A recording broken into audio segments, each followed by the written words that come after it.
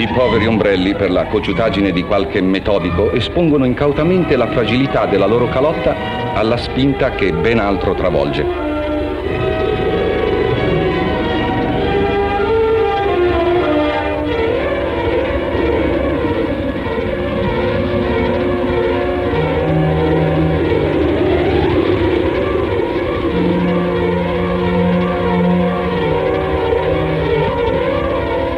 Niente da fare. Ombrelli in libertà, ma non quello del solito signore previdente. Sull'agitato palcoscenico, col ritmo incalzante d'una rivista bene assortita, continua la fantasia dei cappelli che volano. Il vento burlone vuol combinare anche il gioco dello scambio dei dignitosi copricapo.